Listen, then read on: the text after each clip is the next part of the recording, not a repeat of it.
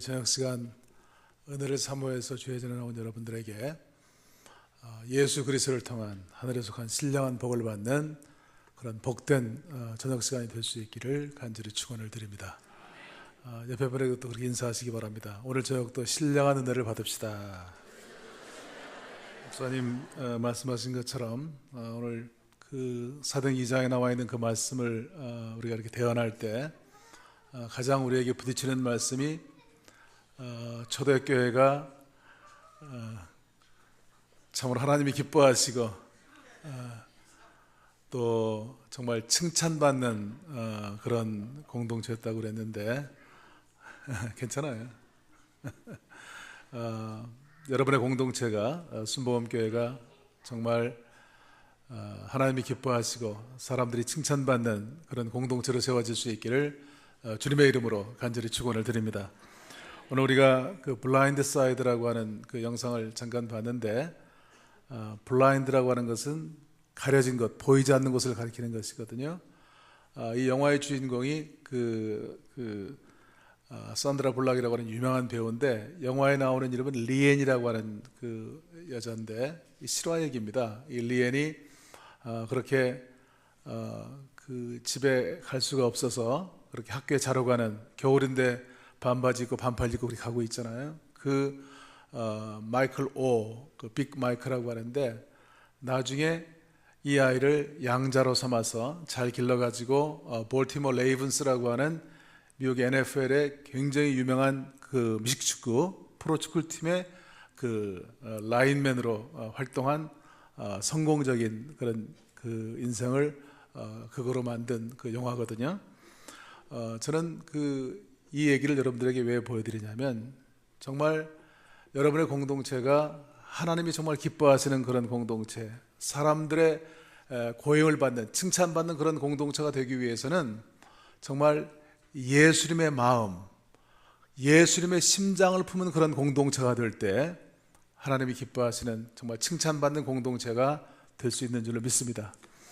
리엔이 그 아이를 데려다가 그렇게 길렀는데 나중에 이 아이가 운동을 잘해가지고 대학에 이제 축구 선수로 스카웃을 해 가려고 하는데 스카우트가 와가지고 이 얘기하는데 한 사람이 이렇게 얘기해요. 너 흑인인데 백인의 중상류층에 아주 잘 사는 집 가정이거든요. 거기에 아들 하나 딸 하나 있는데 이 아이를 그렇게 양자로 삼았어요. 왜 그렇게 했겠느냐? 네 양아버지가 나온 대학에 너를 축구 선수로 보내게 하기 위해서 그렇게 했다 하는 얘기를 듣고 이 아이가 시험 들어가지고 가출을 해요. 그런데 그 리엔이 포기하지 않고 아까 봤던 그런 개토의 끝까지 찾아가서 그 마이클을 만나요. 만나서 뭐라고 얘기하는 거 아니? It's your life. 이건 네 인생이야. 네 인생은 네가 책임적인 존재인 거야. 네가 결정하는 거야. 근데 사실은 제가 왜 이 영상을 보게 되었냐면 제 큰딸이 미국에 있는데 한번 제가 안식년에 2010년에 미국에 갔더니 이 비디오를 빌려온 거예요. 그러면서 아빠가 평생 하던 얘기를 훔쳐다가 그 여자 주인공이 썼다는 거예요. 그게 뭐냐면 제가 자녀들을 기르면서 늘 한 얘기가 뭐냐면 이건 네 인생이야. 네 인생은 네가 책임져야 돼 라고 하는 얘기를 했는데 그 얘기를 보여주려고 빌려왔는데 제가 너무나 큰 은혜를 받았어요. 이 블라인드 사이드라고 하는 말이 원래 축구에서 쓰는 그런 말인데 이 축구에 보면은 라인이 있고 큰 사람들이 앞에 있고 빠른 사람들이 백맨이거든요. 뒤에 서 있거든요. 그러면 여러분 미식축구 아시는지 모르겠습니다만은 그 센터가 공을 뒤로 빼주면 뒤에서 받아가지고 공을 분배하는 사람이 쿼터백이에요. 근데 이 쿼터백이 공을 던질 때 이제 오른쪽을 향해서 던지면 이쪽 왼쪽은 블라인드 스팟이에요. 보이지 않는 것이에요. 그리고 만약에 왼쪽으로 던진다고 한다면 이쪽은 보이지 않는 블라인드 스팟이에요. 근데 이 리엔은 다른 사람들이 보지 못하는 것을 볼 줄 아는 그런 여인이었다고 하는 것이에요. 결국 크리스찬의 삶이라고 하는 것이 칭찬받는 삶이라고 하는 것은 세상 사람들하고 똑같이 살면서 교회 다니는 것 하나 다른 것이 아니고 뭔가 세상 사람들이 보지 못하는 것들을 볼 줄 아는 것, 이것이 진정한 크리스찬의 삶인 줄로 믿습니다. 이 신약 성경에 예수님께서 공생 기간 동안 천국 복음을 전파하시고 회당에서 가르치시고 각색 병자를 고쳐주시고, 그리고 귀신을 쫓아내시고, 그리고 그 따르는 많은 무리들을 마태복음 9장 36절 말씀 거기 보니까 예수님이 무리를 보실 때 불쌍히 여기시니 이렇게 말씀하고 있습니다. 예수님의 어떤 핵심을 보여주는, 예수님의 심장을 보여주는 그런 말씀이에요. 불쌍히 여긴다고 하는 말이 영어로는 컴패션이거든요. 컴패션. 선교단체 가운데 컴패션이라는 그런 단체가 있잖아요. 이 컴패션이라는 말의 어원이 뭐냐면 함께 고통하다라고 하는 말이에요. 스트러글 투게더, 함께 고통하다. 우리가 남을 도와주는 것이 단순히 불쌍히 여겨서 그런 것이 아니고, 정말 예수님을 따르는 진정한 크리스찬들은 어떤 고통당하는 사람들을 바라봤을 때 그것이 하나의 프로그램 때문에 그렇게 하는 것이 아니고, 예수님의 그 영성이 흘러 넘쳐서 정말 고통당하는 사람들의 그 고통이 내 고통처럼 여겨져서 자기화돼서 그래서 사역할 때 그것이 진정한 교회의 사역이 되는 줄로 믿습니다. 여러분의 교회가 정말 그런 많은 비전을 가지고 변화를 위해서 달려가고 있는데, 이것이 하나의 교회 프로그램이기 때문에 그런 것이 아니고, 여러분의 그 신앙이, 여러분의 영성이 삶을 통해서 표출되어지는 예수님의 그 불쌍히 여김 같이 진정 남의 고통을 내 고통처럼 여기는 그런 마음을 가지고 사역할 때 그런 놀라운 믿음의 역사는 이루어지는 것을 분명히 믿습니다. 제가 지난 주간에 그 세이백회 영상도 보여드리고 사역을 소개했는데, 지금도 이 미국의 워싱턴 DC에서 백악관에서 불과 북쪽으로 2마일밖에 안 떨어진 그런 슬럼가에, 아담스 몰간이라고 하는 그 슬럼가에 이 교회가 65년 동안 그렇게 사역하고 있는데, 지금도 100명 이상의 그 빈민 청소년들을 위해서 자원봉사자들이 매주일 와가지고 100명 이상이 와가지고 1대1로 멘토링 해주고, 그리고 방과 후 프로그램을 진행하고, 매년 1000명이 넘는 실업자들을 훈련시키고 취업시키고, 그 다음에 34개의 침실과 의료진이 갖춰져 있는 미국에 하나밖에 없는 노숙자 병원, 그리스도의 집이 거기에 있고요. 그 다음에 가난한 노인들을 위한 노인 복지 사역, 매년 500명이 넘는 마약 중독자, 알코올 중독자들을 위한 미국 전체 국가적인 모델이거든요. 사마리아 여인숙 사역이 중독 사역인데 그런 중독 사역하고 있고요. 주거 사역, 치유 사역, 어린이와 가정 사역, 취업과 성인 교육 사역, 영성 사역 등 45가지 이상의 그 사역을 그 아담스 몰간이라고 하는 그 지역에 15개 블락 그 안에서, 물론 영성 사역은 딴 데 떨어져 있습니다만은 진행하고 있는 것을 볼 수가 있어요. 그런데 정말 중요한 것은 그 교회 파운더인 고든 코스비 목사님이 이런 방대한 사역에도 불구하고 교회가 정말 교회되기 위해서는 숫자나 성장이나 이런 것이 중요한 것이 아니라고 얘기합니다. 뭐라고 얘기하는 거 아니? 많은 숫자는 거의 필연적으로 비인격화와 제도주의로 향하고 헌신을 약화시킵니다. 큰 규모는 실제로 효과를 반감시키며 이것은 실로 반문화적이어서 깊이를 가지고 문화로부터의 중독을 거부하고 진정으로 복음의 증인이 되는 공동체에 불리하게 작용합니다. 세이백교회는 숫자로부터 오는 힘의 유혹을 의도적으로 거부합니다. 그러면서 결론적으로 뭐라고 얘기하는 거 아니? 내적인 영성과 외적인 사역, 그리고 사랑과 책임 있는 공동체에 중심을 둔 작지만 고도로 훈련된 사람들의 공동체만이 사람을 변화시킬 수가 있습니다. 이렇게 얘기하고 있습니다. 여러분의 공동체가 그런 공동체로 세워질 수 있기를 주님의 이름으로 간절히 축원을 드립니다. 저희가 그 미국에 있을 때 2003년도에 그 저희 또래, 저희 때 40대였는데 40대 목사들이 35명 정도가 이 세이백교를 방문해 가지고 거기서 그 사역을 바라보면서 우리가 컨퍼런스를 했습니다. 그런데 그때 한 목사님이 고든 코스비에게 물어봤어요. 당신에게 있어서 이런 목회를 하는 목회 모델이 뭡니까? 하고 이렇게 물어봤어요. 그랬더니 그분이 주저없이 하는 말씀이 사도행전 2장에 나오는 예루살렘 공동체, 이것이 내 사역의 모델입니다. 이렇게 대답을 하셨습니다. 저는 오늘 이 말씀을 중심으로 어떻게 하면 정말 순복음교회가 하나님이 기뻐하시는, 그리고 정말 세상 사람들에게 칭찬받는 공동체가 될 수 있는지 거기에 대해서 말씀하고 또 그 말씀 붙잡고 기도하는 그런 복된 시간이 되기를 원합니다. 유명한 그 마하트마 간디를 존경하는 한 주동자가 하루는 아들을 데리고 간디에게 왔어요. 와서 뭐라고 얘기하는 거 아니? 선생님, 제 아들이 건강에 좋지 않은 설탕물을 자꾸 마십니다. 아버지 말을 안 듣는데 선생님은 존경하니 선생님이 한 말씀 해주세요. 그때 간디가 그 아버지를 향해 이렇게 얘기합니다. 보름 있다가 아들을 다시 데리고 오시오. 그래서 보름 있다 아버지가 갔어요. 그랬더니 아버지가 그 아이에게, 얘야, 설탕물이 몸에 좋지 않다. 설탕물을 마시지 마라. 그러니까 이 아이가 그렇게 하겠다고 약속을 하는 거예요. 아버지가 물어봤어요.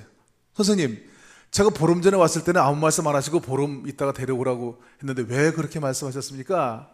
그러니까 그 간디가 이렇게 얘기했다는 거예요. 사실은 나도 설탕물 마시는 나쁜 습관이 있습니다.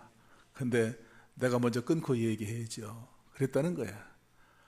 정말 간디가 그렇게 사람들에게 존경받는 것은 말만 그렇게 한 것이 아니고 정말 삶을 통해서 보여주고 삶을 통해서 실천했기 때문에 위대한 인물이 된 줄로 믿습니다. 이것은 우리 교회 공동체에도 그대로 적용될 수 있는 대단히 중요한 그런 진리라고 생각을 합니다. 오늘날 기독교 공동체가 위기라고 이구동성으로 얘기하는 것도 바로 저는 그 이유라고 생각을 해요. 진리를 알지만 그것을 실천하지 않기 때문이라고 하는 그런 깨달음을 받을 수가 있습니다. 1738년 5월 24일 저녁 9시 15분에 영국의 올더스게이트라고 하는 거리에서 그 유명한 종교개혁가인 영성가인 요한 웨슬레가 회심한 그런 사건이 있었습니다. 옥스퍼드 대학 나왔고 사제였고 선교사까지 갔다 온 사람인데 그가 은혜를 사모해서 모래반 사람들이 모인 그 거리에 가서 예배를 드리는 가운데 마틴 루터가 쓴 로마서 주석 서문을 들으면서 그 말씀을 듣는 동안 마음이 뜨거워졌어요. 그는 뭐라고 얘기했냐면 갑자기 이상하게 마음이 뜨거워지는 것을 느끼면서 구원의 확신을 갖게 되었고 나는 내가 그리스도를 구원을 위하여 그리스도만을 정말 신뢰하는 것을 굳게 믿게 되었고 그분이 나의 죄들을 지고 가셨고 나를 죄와 사망의 법에서 구원하셨다고 하는 그런 확신이 나에게 생겼다. 그러면서 그가 이제 그런 은혜 받고 성령 받고 회심하고 나가서 교회를 갱신하는 그 사역을 했거든요.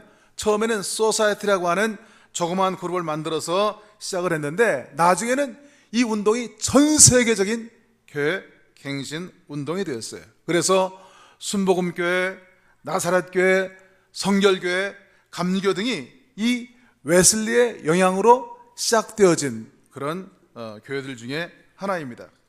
정말 중요한 것은 저는 웨슬리가 굉장히 중요하다고 생각하는 것은 뭐냐면 이론보다 체험을 중시하고 그 다음에 신앙생활의 목표를 성화와 완전에 두었어요. 우리가 일생 동안 신앙생활 하는 거잖아요.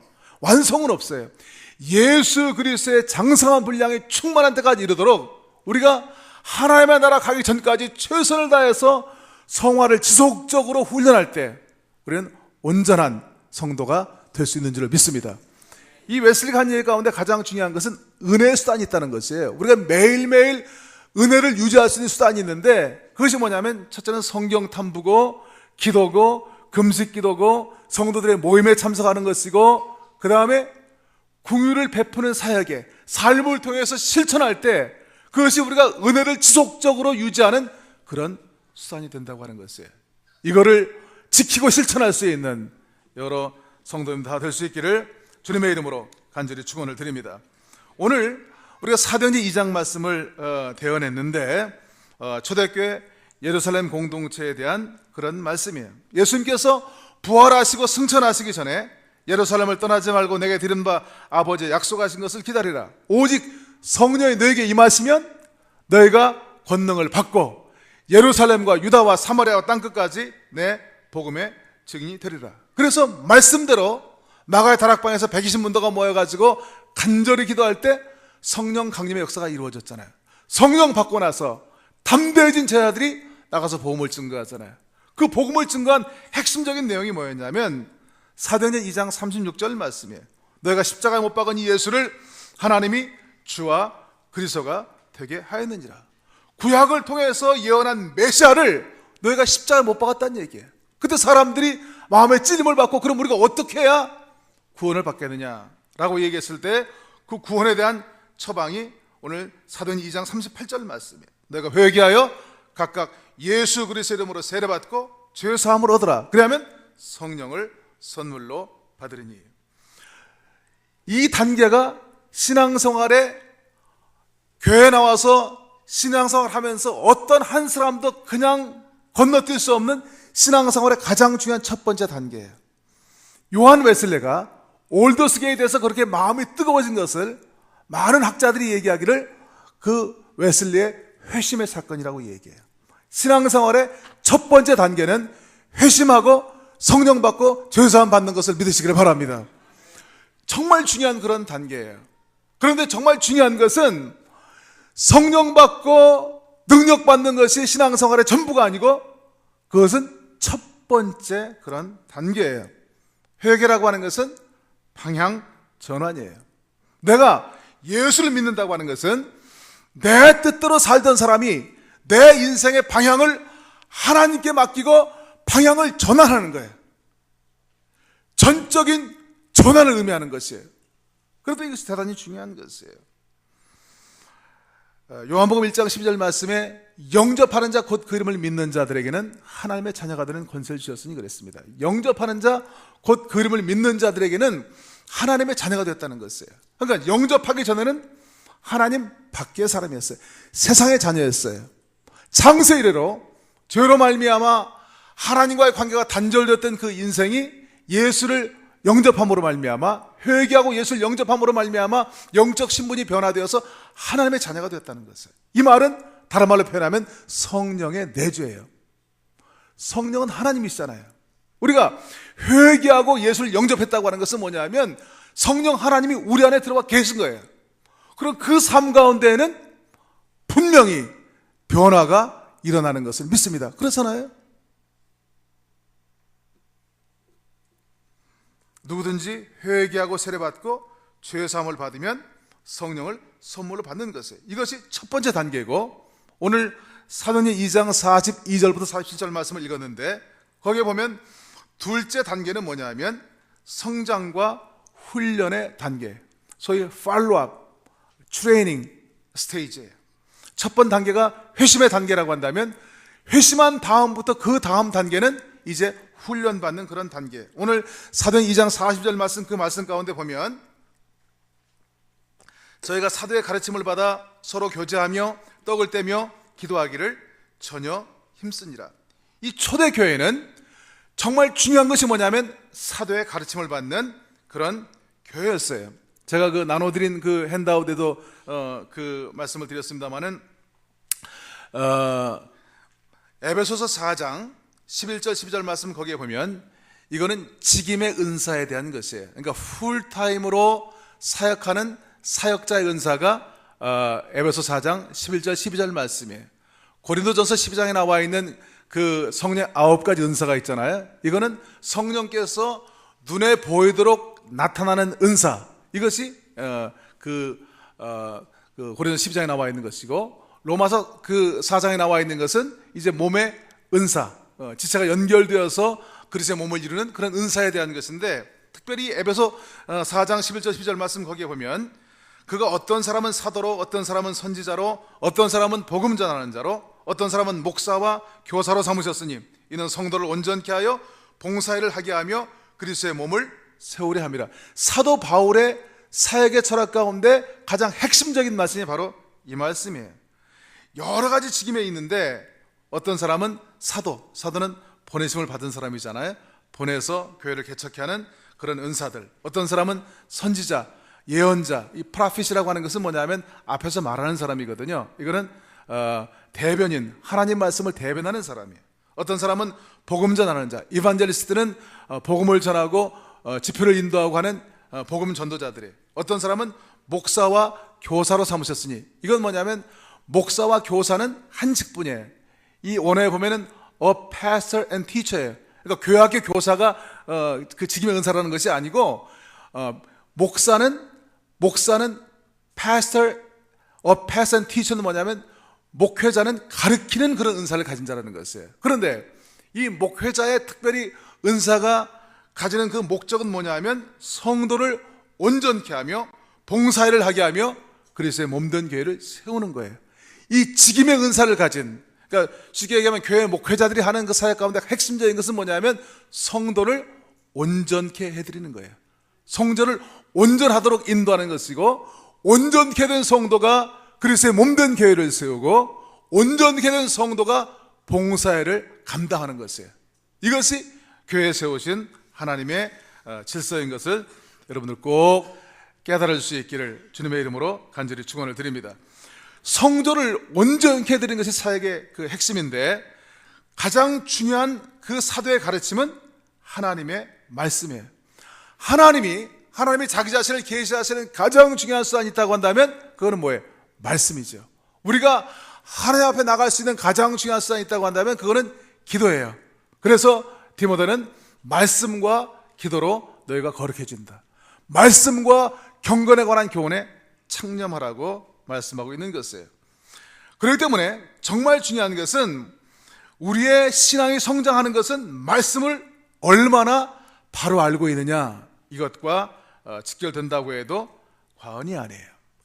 히브리서 11장 믿음장에 보면 믿음은 바라는 것들의 실상이요 보지 못하는 것들의 증거니 이로써 선진들이 증거를 얻었느니라. 우리 믿음의 선진들이 하나님이 말씀하실 때 말씀이 우리보다 사이즈가 크잖아요. 우리가 받아들일 수 있는 그런 말씀도 있고 우리가 받아들일 수 없는 그런 말씀도 있어요. 그러나 하나님이 말씀하실 때 내 자신을 그 말씀에 조정해서 순종하고 믿음으로 발을 내디딜 때, 그때 믿음의 증거를 깨달을 수가 있는 줄로 믿습니다. 그렇기 때문에 우리 신앙생활 가운데 말씀이 너무나도 중요한 거예요. 그래서 늘 말씀 있는 곳에 참여해서 이렇게 말씀을 듣고, 또 개인적으로도 말씀을 읽고, 또 연구도 하고, 은혜로운 말씀들은 암송도 하고, 그 말을 주야로 묵상할 때 우리가 영적으로 고향된 삶을 살 수가 있는 것이에요. 청년이 무엇으로 그 행실을 깨끗게 하리이까? 주의 말씀을 따라 삼갈 것이니이다. 내가 주께 범죄치 아니하려 주의 말씀을 내 마음에 두었나이다. 여러분, 말씀이 어떻게 우리 마음에 있어요? 이것은 매일매일 읽고 묵상하고 암송한 말씀이 내 안에 있는 것이에요. 그래서 일생을 살면서 우리가 이런저런 일을 당하지만 그때마다 내 생각대로 행하는 것이 아니고 그때마다 내 안에 있는, 내 마음에 있는 말씀이 레마가 되어서 세상을 이기고 믿음으로 승리하는 삶을 살 수가 있는 줄로 믿습니다. 중국에서 어떤 사람이 그 양파를 훔쳐가다 걸렸대잖아요. 그래서 동네 재판관이 벌칙을 주는데, 양파를 40개 먹든지 그 퇴장을 40대 맞든지 아니면 벌금 100만 원 내든지 셋 중에 택해라. 이 사람이 머리를 굴려보니까 그래서 제일 쉬운 게 양파를 먹는 거 같더래요. 그래서 양파를 먹겠다고 그랬대요. 먹는데 막 너무나 매워가지고요 14개까지 먹고 포기하고요, 그 다음 퇴장을 맞겠다고 그랬대. 그래가지고 퇴장을 맞는데 너무 아파가지고 27대까지 맞고 그리고 100만 원 벌금 냈대요. 여러분, 말씀에 순종하시기 바랍니다. 하나님이 자기 자신을 나타내는 가장 중요한 게 말씀인데, 물론 뭐 평생 교회 다녀도 성경 한 번 안 읽고 교회 다니는 것도 기적은 기적이죠. 그러나 이왕이면 말씀을 잘 깨닫고 그 말씀에 자기 자신을 조정하고 늘 순종하고 하는 훈련하는 것처럼 우리 신앙일생에 중요한 것이 없어요. 여러분, 작업이 어떤 일을 당하든지 말씀을 통해서 컨펌하는 게 중요해요. 제가 지금 대학원에서 참된 교회 모델 연구를 가르치는데, 거기 이제 각자 제가 첫날 잠깐 얘기한 것처럼 자기 삶의 지경을 이렇게 간증하는 시간이 있어요. 영적 자서전을 쓰게 하는 거예요. 근데 그 대학원생은 엄마도 기도원하고 거기 기도원 이렇게 이제 그 사역을 하는데, 이렇게 그 워드 오브 날리지가 임하면, 이렇게 그 예언의 은사가 임하면 이렇게 이제 붙잡고 기도해주고 예언해주고 하는 그런 은사인데, 제가 그날도 그 학생에게 얘기해 준 게 뭐냐면, 너 말씀을 많이 읽어라. 기도 중요한데 꼭 말씀을 통해서 컨펌해라. 안 그러면 너 무당된다. 그랬더니 좀 기분 나빠하면서도 그 말을 수용하는 그 말씀을 들었는데, 우리가 말씀보다 앞서가면 안 돼요. 늘 말씀이 우리의 중심이 될 때 우리가 바른 신앙생활을 할 수 있다고 하는 깨달음을 받을 수가 있습니다. 특별히 초대교회는 성도의 가르침을 받고 또 서로 교제하는 교회였어요. 이 교제라고 하는 것, 성도의 교제 코르냐라고 하는 것은 믿음에 성장하기 위해서 말씀뿐만 아니라 믿음의 교제, 삶의 나눔이 중요한데, 삶의 나눔을 가장 극대화할 수 있는 것이 뭐냐면 소그룹 사역이에요. 소그룹 사역. 제가 지난 2월 달에 LA에서 이제 세미나가 있어서 가가지고 거기 계신 목사님들이 셀르벳 교회를 방문하자고 그래가지고 그 릭 오렌 목사님 셀르벳 교회를 갔습니다. 그런데 안내하시는 그 목사님이 뭐라고 얘기하는 거 아니? 이 셀르벳 교회가 굉장히 큰 교회잖아요, 미국에. 근데 이 교회는 예배는 주로 시커들, 탐구자들, 새신자들을 위한 그런 예배로 준비합니다. 한 사람이라도 새신자가 온다면 그 사람에게 복음을 전할 수 있는 거기에 초점을 맞추고 우리는 예배를 인도합니다. 그리고 진짜 교회는 4,000개인가 있는 소그룹이 진짜 교회입니다. 정말 성도의 교제는 소그룹에서 이루어집니다. 이렇게 하는 얘기를 듣고 제가 제 마음 가운데 공감을 했습니다만은, 정말 중요한 것은 소그룹이에요. 제가 소개하는 이 세이버 공동체도 정말 가장 중요한 것이 뭐냐면 철저한 입교 과정과 훈련 과정을 통해서 교인들을 양육하는데, 교인들이 들어오면 그냥 교인으로 받는 것이 아니고 인턴 교인으로 받아요. 인턴 교인으로. 정교인이 아니고 인턴 교인으로 받아서 정식 교인이 이 사람이 그 인턴 교인이 정식 교인이 될 때까지 같이 양육을 해주는 거예요. 그 한국에도 있습니다만 바나바 사역이 비슷한 그런 사역인데, 그 정식 교인이 될 때까지 이렇게 그 가이드를 해주고, 그 다음에 소 그룹을 이렇게 이제 정해주는데, 이 세베케 소 그룹은 이름이 미션 그룹이에요. 미션 그룹. 그러니까 사역 그룹이에요. 사역 공동체예요. 그러니까 대개 이제 교회마다 소그룹들이 있잖아요. 구역도 있고 무슨 목장도 있고 무슨 속회도 있고 이런 소그룹들이 있는데, 대개 소그룹들이 이전에는 그냥 형식적인 같이 모여서 예배드리고 친교하는 그런 모임이었잖아요. 근데 정말 이 소그룹이 중요한 것은, 물론 예배드리고 친교하는 것이 중요한데 더 중요한 것은 뭐냐면 이 소그룹을 통해서 삶을 나누는 게 중요해요. 삶을 나누는 거. 한 주간 동안 일어난 일 가운데 가장 중요한 일을 서로 나누다 보면은 어떤 사람이 심각한 문제가 있으면 그 사람을 중심으로 그날 같이 그 조언도 해주고 함께 기도도 해주고 위로도 해주고 하는, 그러니까 삶의 나눔이 첫 번째 중요하고요. 그 다음에 중요한 것은 서로 돌보는 거예요.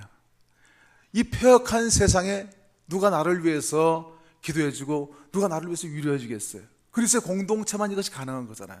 그렇기 때문에 삶의 나눔과 그 다음에 서로 돌봄이 중요해요. 그래서 그 사람을 세워주고, 그리고 그것으로 끝나는 것이 아니고 미션 그룹이기 때문에, 미셔닝이라고 하는 것은 사역이에요. 사역.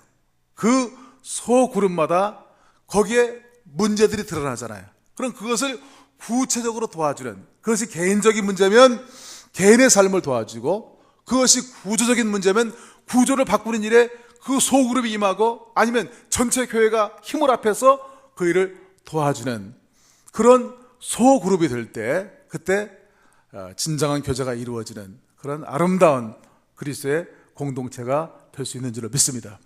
제가 여기서 구체적으로 다 얘기 못하지만 서로 삶을 나누고 서로 돌보고 세워주고, 그래서 함께 사역까지 하는 그런 아름다운 공동체가 될 수 있기를 주님의 이름으로 간절히 축원을 드립니다. 특별히 2002년도에 고든 커스리 목사님이 그 워싱턴 DC에 있는 그 목회자들 15명을 초청해가지고 Toward the Authentic Church, 참된 교회를 향하여 라고 하는 그런 프로그램을 했어요. 15명 목사들하고 중심적인 것은 소그룹에 대한 것이에요. 어떻게 하면 소그룹이, 교회 소그룹이 신약 성경에서 그렇게 조명하고 있는 그런 참된 교회 소그룹이 될 수 있을까? 사실은 예루살렘 공동체가 그렇게 120명이었지만 3,000명이 되고 5,000명이 되고 10,000명이 되고 한꺼번에 다 모일 수가 없잖아요. 가정교회였거든요. 가정에서 모이는 그런 모임이었어요. 순례자들이 많이 있는데 그 가정을 열어서 그 사람들 자기 집에 데리고 와서 함께 먹고 살면서 사역을 한 그런 공동체였거든요. 쉬운 일이 아니잖아요. 근데 그 공동체는 동종류의 사람만 모인 것이 아니에요. 좋은 사람끼리만 모인 것이 아니에요. 다양한 공동체였어요. 이런저런 사람들이 다 같이 모여서 함께 삶을 나누는 그런 공동체였어요. 그런데 특별히 공동체가 공동체 되기 위해서는 그 안에서 믿음의 역사, 변화 역사, 치유 역사가 나타나야 되잖아요. 그런데 가장 핵심적인 것이 뭐였냐면, 여러분 혹시 아는지 모르겠습니다만 단주 모임이라고 그 AA 모임이 있습니다. AA 모임이 그 새로운 그런 소그룹 공동체의 핵심적인 그런 내용이었어요.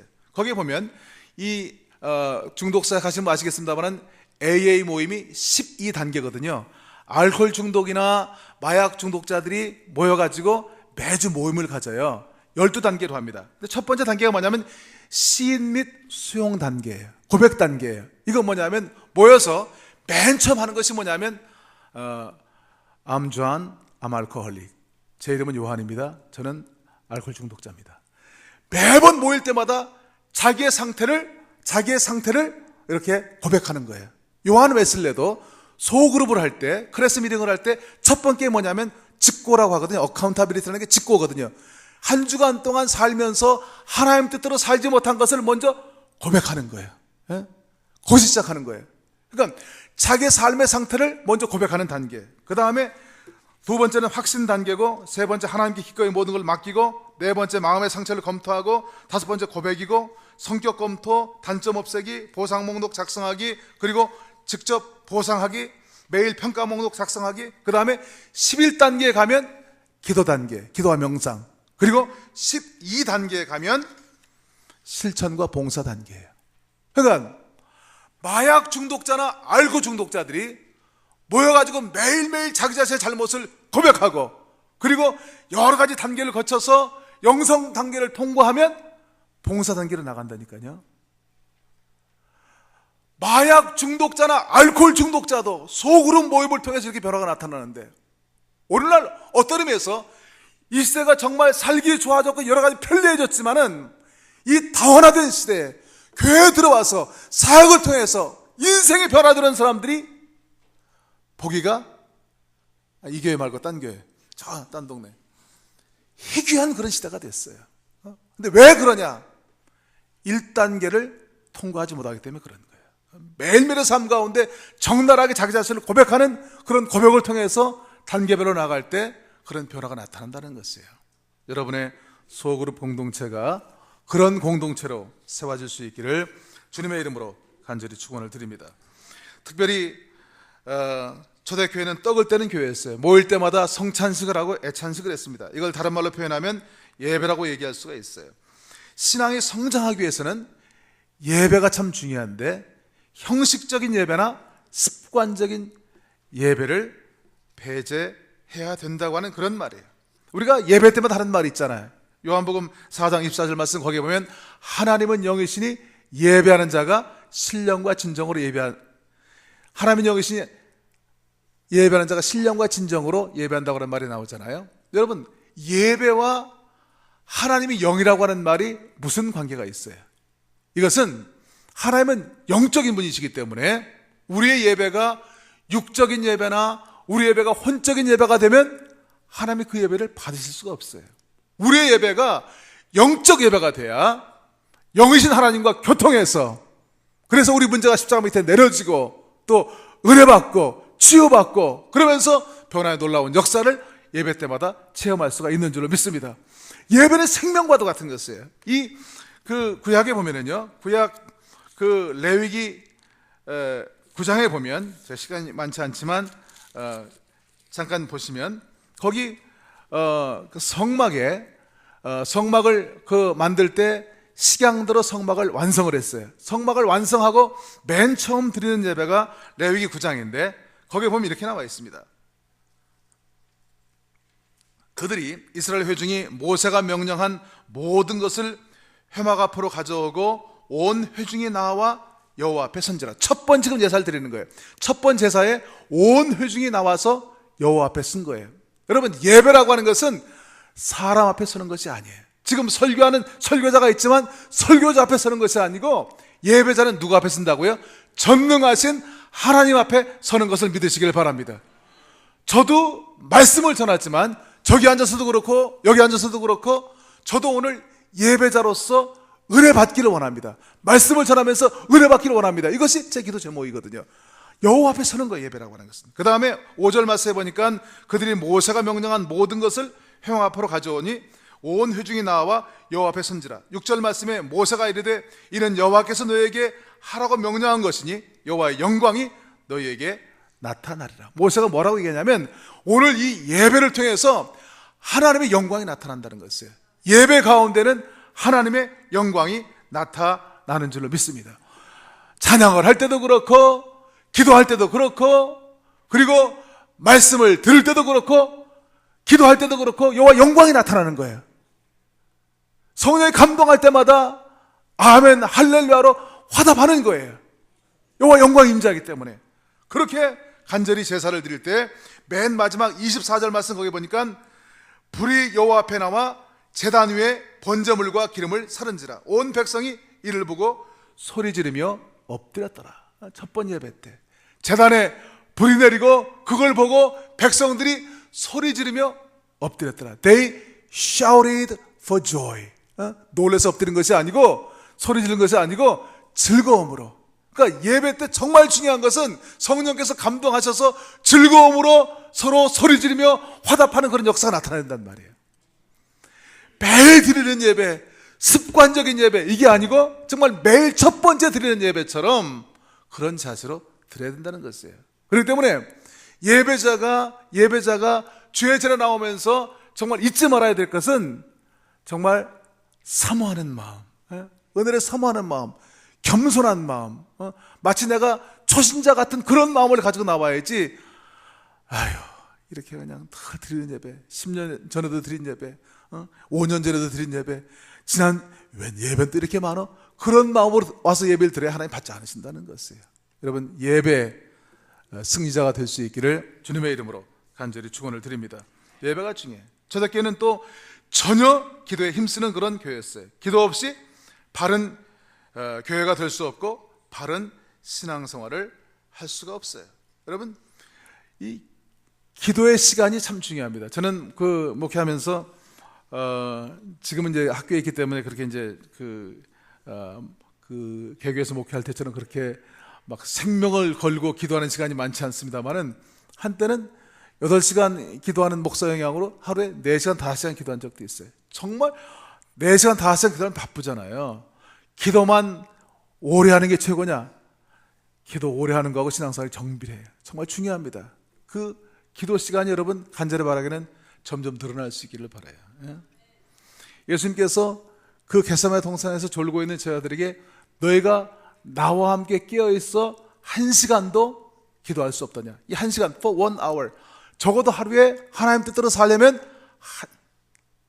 아멘을 크게 해야 되는데 1시간은 기도할 수 있기를 간절히 축원을 드립니다. 어떤 방법으로든지 중요하다고 생각해요. 저는 물론 새벽의 전통도 이 관상기도라고 들어보셨어요? 관상기도. 여러분 교회가 여러 가지 기도에 대해서 특세를 통해서 상고했다고 하는 얘기를 들었습니다만은, 방언기도도 있고 보혈기도도 있고 대적기도, 화살기도, 성막기도, 여러 가지 기도가 있는데 그 방법 가운데 하나가 사실은 이제 관상기도인데, 이 관상기도는 마음을 비우는 그런 기도라고 얘기할 수가 있어요. 떼어라고 하는 것은 마음을 비우고 무심히 하나님을 바라보는 그런 기도예요. 여러분, 중요한 것은요, 어떤 기도 방법론이든 하나님의 임재를 나타내는 것이면 그것은 중요한 기도의 방법론이에요. 그런데 어떤 의미에서 우리 한국교회는 통성기도가 사실은 전통이잖아요. 이 통성기도 전통에서 저는 이 관상기도를 제 삶 가운데 이렇게 실천하면서 굉장히 중요한 하나의 다른 기도의 방법이 되겠다라고 하는 그런 생각을 하게 돼요. 이 관상기도라고 하는 것은 원래 사막 교보들이나 동방구에서 유행하던 것을 또 천주교에서도 받아들이고 또 개신교에서도 그걸 이제 실질적으로 사용하는 그런 기도인데, 이 침묵기도는 굉장히 많은 유익이 있다고 하는 것을 깨닫게 됩니다. 이것이 이제 그 체계화된 것은 13세기 귀고라고 하는 사람에 의해서 이것이 체계화되었는데, 첫째 중요한 것은 뭐냐면 그 기도의 사다리라고 하거든요. 4가지로 기도하는데, 첫째는 그 렉시오 디비나, 이거는 거룩한 독서입니다. 그러니까 첫째 거룩한 독서라고 하는 것은 말씀을 묵상하는 거죠. 말씀을 큐티하는 거죠. 그래서 말씀을 읽고 그 말씀에 줄거리를 잡는 거예요. 그 다음에 두 번째 단계는 뭐냐면 메디타시오, 묵상입니다. 그 말씀을 묵상하는 거예요. 그 말씀을 함축해서, 여러분 예수 기도도 했다는 말씀을 들었는데, 하나님이 하시는 말씀, 이 말씀이 하나님에 대해서 뭐라고 말씀하는지 그거를 붙잡는 거예요. 그리고 세 번째 단계는 뭐냐면 이제 오라시오는 입기도예요.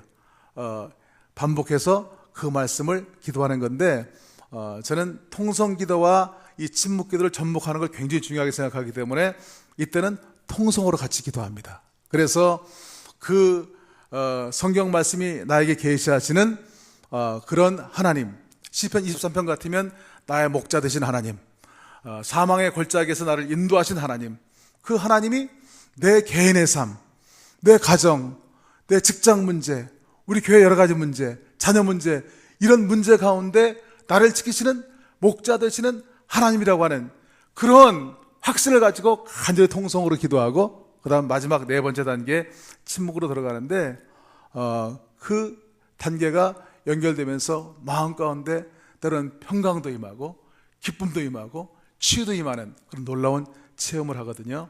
여러분 이제 목사님이 또 앞으로 잘 가르치시겠습니다만은 이러한 기도 방법들, 물론 우리가 체계적으로는 그렇게 안 하지만은 새벽기도 할 때라든지 금요기도 할 때라든지 통성으로 간절히 기도한 다음에 기도하고 그냥 끝나는 것이 아니고, 그 다음에는 하나님의 음성을, 하나님의 임재를 기다리는 그런 침묵하는 기도도 여러분에게 생활화 되어질 수 있는 그런 귀한 기회가 될 수 있기를 주님의 이름으로 간절히 축원을 드립니다. 그 다음에 중요한 것은요, 초대교회가 보여주는 신앙생활의 세 번째 단계가 있다고 한다면 2장 47절 말씀이에요. 하나님을 찬미하며 온 백성에게 칭송을 받으니 주께서 구원받은 사람의 숫자를 더하게 하시니라. 이 초대교회가 정말 중요한 것은 저는 이 세 번째 단계라고 생각합니다. 정말 초대교회가 그렇게 칭찬받았던 것은 뭐냐면, 이 교회는 재생산하는 그런 교회였어요. 우리가 신앙생활을 오래 하고 교회 풍습도 잘 알고 또 성경에 대한 지식도 있고 기도도 잘하는데, 교회 생활에 참 만족이 없는 것은 이 마지막 단계, 이거를 넘어서지 못하기 때문에 어떤 의미에서 신앙생활에 만족이 없는 것을 볼 수가 있어요. 제가 지난 주간에 수르바벨 성전에 대해서 말씀을 드렸습니다. 정말 중요한 것은 하나님은 외형을 보시는 분이 아니고 하나님은 중심을 보는 하나님이세요.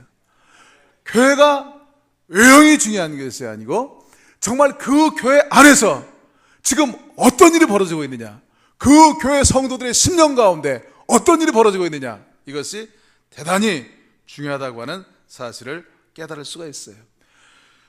교회의 존재 목적은 초대교회 이래로 예수님의 제자 되어 영혼을 구원하는 데 초점을 맞추는 거예요. 인자에 온 것은 잃어버린 자를 찾아 구원하려 함이라 말씀했어요.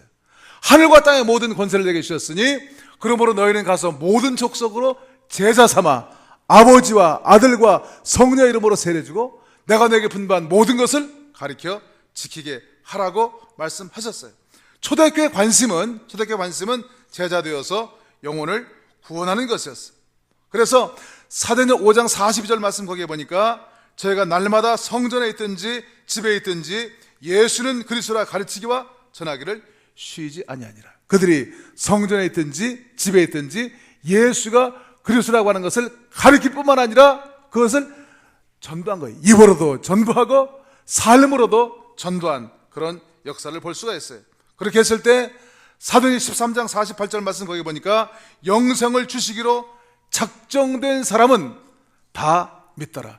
우리가 그렇게 전하지 않고 살지 않기 때문에 그렇지, 우리가 전하고 산다고 한다면 그런 잃어버린 영혼들이 주 앞으로 돌아오는 그런 역사들을 체험할 수가 있는 줄로 믿습니다.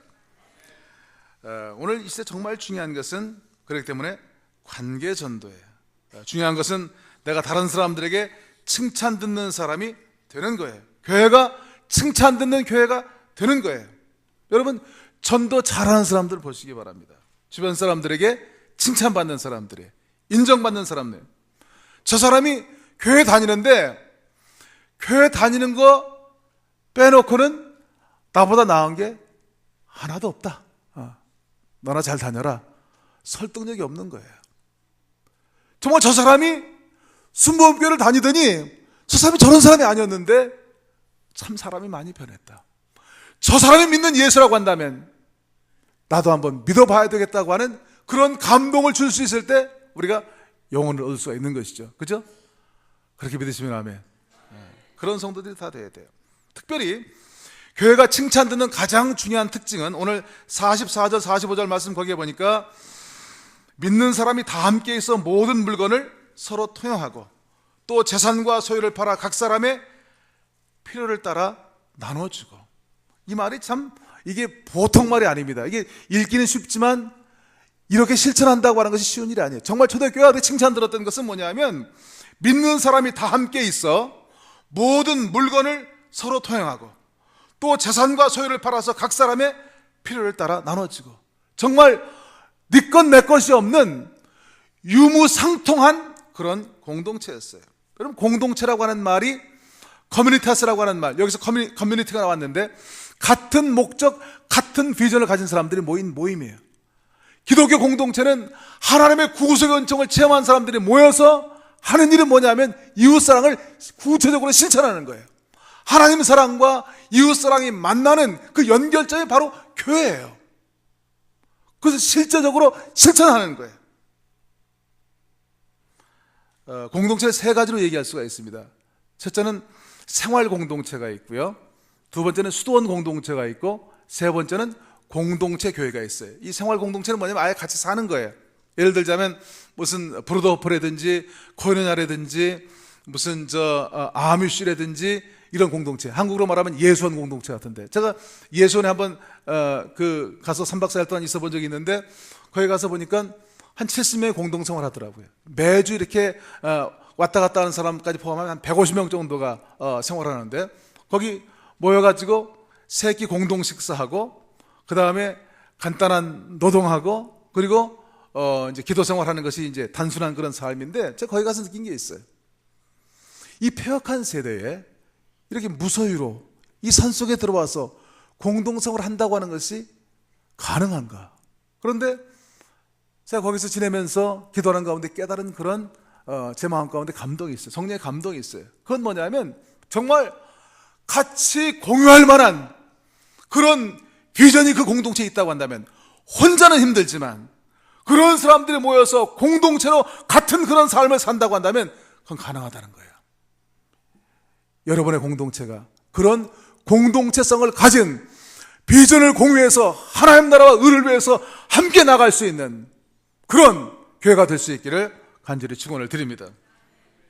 공동체, 교회 공동체 대단히 중요한 건데, 교회 공동체성이라고 하는 것은 이건 사람의 힘으로 되는 것이 아니죠. 성령의 역사로 교회 내적으로는 영적, 정신적인 교제뿐만 아니라 물질까지도 나누어서 실제적인 한 몸이 되고, 교회 외적으로는 고통당하는 이웃의 필요와 요구에 동참하여 그들과 더불어 사는 것을 의미합니다. 물론 이게 굉장히 지금 제가 굉장히 쉽지 않은 얘기를 하는 거예요. 그러나 정말 여러분의 공동체가 칭찬받는 그런 공동체가 되기 원한다고 한다면 이런 공동체성을 가진 그런 교회로 세워질 수 있기를 간절히 축원을 드립니다. 초대교회가 하나님을 찬미했다고, 찬미. 물론 찬송을 잘했다는 그런 얘기 되겠습니다만은 교회 영적 분위기가 긍정적인 거예요. 여러분, 교회가요, 교회 되려면 교회 분위기가 긍정적이래야 돼요. 시간이 많지 않기 때문에 간단하면 얘기하겠습니다만은 고린도서 10장에 보면은요, 사도 바울이 그 이스라엘 민족의 광야 40년이 우리에게 반면교사가 된다고 그랬어요. 그 사람들이 지은 죄가 뭐예요? 우상숭배 죄를 졌죠. 금송아지 우상을 만들었죠. 3,000명의 적극 가담자들이 죽고 끝났어요. 모압 지경에서 간음하는 죄를 범했어요. 적극 가담자들 23,000이 연병으로 죽고 끝났어요. 그런데 민수기에 보면은요, 너희들이 축복의 땅 가나안 땅에 들어가지 못하는 결정적인 이유는 뭐냐면 너희들이 나와 모세에 대해서 원망하는 그 원망하는 말을 들었다는 거예요. 부정적인 말, 부정적인 그런 영적인 분위기, 교회 분위기, 이것이 사실은 하나님의 나라를 가로막는 절대적인 이유가 되는 거예요. 우리의 씨름은 혈과 육에 대한 것이 아니요 정사와 권세와 세상 주관자들과 하늘에 있는 악한 영들에 대한 것이라. 어느 교회든지 어느 공동체든지 부정적인 영이 역사하는데 그 교회가 막 성장해, 막 은혜 받고 교회가 막 사역을 엄청나게 잘해, 그런 게 있으면 한번 소개해 보세요. 없어요. 일단 부정적인 영이 임하면 교회는 그 상태로 스탑이에요. 여러분 공동체가 긍정적인 공동체가 될 수 있기를 주님의 이름으로 간절히 축원을 드립니다. 특별히 초대교회가 하나님의 찬미하고 온 백성에게 칭송을 받으니 구원받은 사람을 숫자를 날마다 더하겠다고 얘기했는데, 우리가 남에게 칭찬받는 것이 쉬운 것이 아니에요. 오늘 그 요셉이 보디발의 아내가 그렇게 미혹할 때 그것을 거절해요. 근데 그 거절한 이유가 뭐였냐면, 물론 첫째는 주인의 의리를 배신할 수 없는 것이고, 또 한 가지는 뭐냐 하면 하나님이 보고 계시다고 하는 것이에요. 이것이 요셉의 신실성이에요. 우리가 신실해야 돼요. 저희가 그 2010년도에 여의도 순복음교회에서 사회복지 엑스포 2010년 그 대회를 할 때 국제 컨퍼런스에 한국 미래목회 대한모델이 세이벽교회였어요. 그때 고든 거수희 목사님이 초청을 받았는데 너무 나이가 드셔서 못 오시고, 저하고 세이벽교회 베카스테라고 하는 여자 목사님이 대신 발제를 했어요. 준비하러 제가 교회에 가가지고 고든 거수희 목사님께 이렇게 질문했습니다. 목사님, 못 가시지만 한국 교회에 꼭 해주고 싶은 말씀이 있다고 한다면 어떤 말씀이 있습니까? 그랬더니 93세 된 그 할아버지가 그 청년의 눈빛을 가지고 이렇게 얘기를 했어요. 교회가 정말 참된 교회가 원한다고 한다면 그 교회의 리더들이 참된 존재가 되는 것이 중요합니다. Becoming the authentic self. 그 리더들이 참된 존재가 되어야 된다는 거예요. 리더의 자질이 그렇게 중요하다는 거예요. 그리고 한 교회가 모든 사역을 감당할 수 없기 때문에 교회가 힘을 합해서 locally and corporately, 지역을 위해서, 교회가 있는 지역을 위해서 일해야 되고, 그 일을 지역에 있는 교회들이 함께 동역해서 이룰 때 하나님의 나라가 그 지역에 이룰 수 있다고 하는 그 말씀 하셨어요. 교회 리더들이 먼저 참된 존재가 되는 것이 중요하고, 그 다음에 교회가 위치한 지역사를 위해서 사역해야 되고, 함께 그 사역을 코어퍼레이트해서 협조해서 사역하는 것이 중요하다고 난 믿는다. 그렇게 말씀하셨어요. 정말 중요한 말씀이라고 생각해요. 우리가 정말 참된 그런 교회가 되기 원한다면, 여러분의 교회가 정말 칭찬받는 그런 공동체가 되기 원한다고 한다면 여러분이 먼저 신실해야 돼요. 그렇게 될 수 있기를 축원을 드립니다. 그 다음에 또 한 가지 중요한 것은 타자에 대한 관심이에요. 이 폐역한 세대에 다른 사람들에 대해서, 특별히 소유자들에 대해서 관심한다고 하는 것은 쉬운 일이 아니에요. 그거는 자기 삶의 우선순위를 바꿔야 돼요. 내 중심에서 하나님 중심이 돼야 돼요. 인본주의적인 삶에서 신본주의의 삶으로 결단하고 바꿔야 돼요. 또 한 가지 중요한 것이 있다고 한다면 희생이에요. 헌신이에요. 희생하고 헌신하지 않냐고 하나님의 나라가 임할 수가 없어요. 여러분 공동체가, 여러분 한 분 한 분이 그런 리더들로 세워질 수 있기를 주님의 이름으로 간절히 축원을 드립니다. 우리 한국교회가, 제가 말이 자꾸 길어지는데 끝내야 되는데, 한국교회가 그동안에 참 하나님의 은혜로 크게 성장했잖아요. 근데 대개 보면 한국교회 그동안 방향이 뭐였냐면 말씀 선포, 목사님이 말씀을 잘 선포하고, 그 다음에 교회인들은 열심히 개인전도 하고, 그렇죠? 교회를 성장시키고, 이것이 방향이었다고 한다면 지금 거꾸로 가야 돼요. 지금은 정말 교회가 바로 되려면 먼저 교인들 훈련 받아야 돼요. 훈련받고 그 다음에 봉사하는 게 중요해요. 그 셀레베교회 리그 워런 목사님이 목회를 설명할 때 물론 그 목재 이끄는 교회 거기에 보면 중요한 거예요. 이게 다이아몬드 그 야구 그 판이 다이아몬드잖아요. 그래서 교인이 교회에 들어오면 새신자 훈련받고 제자 훈련받고 은사를 발견하고 사역 훈련받고 사역하고 이거였거든요. 근데 이 시대에는 제가 셀레베교회 갔을 때 거기 목사님에게 그렇게 질문했습니다. 이 시대는 내가 보기에는 그렇게 교회 데려다가 훈련시키는 그거보다도 교회에 대한 인식이 부정적인 면이 너무나 많기 때문에 먼저 교회가 삶을 통해서 보여줘야 된다. 그래서 교회가 이런 거 하는구나, 교회가 세상하고 다르구나 라고 하는 것을 보여줬을 때 그것을 보고 교회에 나오게 되면 그 다음에 훈련시키고 새신자 훈련시키고 제자 훈련시키고 은사를 발견시켜서 다시 사역을 위해서 재파송하는 이것이 지금 21세기 한국교회 모델이 되겠다고 얘기했더니 맞다고 그러더라고요. 자기가 동의한다고 그러더라고요. 여러분 교회가 정말 그런 이 시대에 맞는 지금 목사님도 그러시고 교회가 그런 방향을 정하고 있는 중요한 때라고 생각을 하는데 정말 여러분의 공동체가 오늘 모두에 얘기했던 것처럼 이 시대에 정말 하나님이 기뻐하시고 사람들의 칭찬받는 그런 공동체가 되기 위해서 부족한 정이 와서 이렇게 말씀하신 것이 뭐 그렇게 중요한 말씀이겠어요. 그러나 이 말씀 가운데 여러분이 붙잡아야 될 그런 말씀이 있다고 한다면 그거를 여러분의 것으로 자기화하는 상황화하는 그런 일들이 아름다운 열매로 이루어질 수 있기를 주님의 이름으로 간절히 축원을 드립니다. 기도하겠습니다.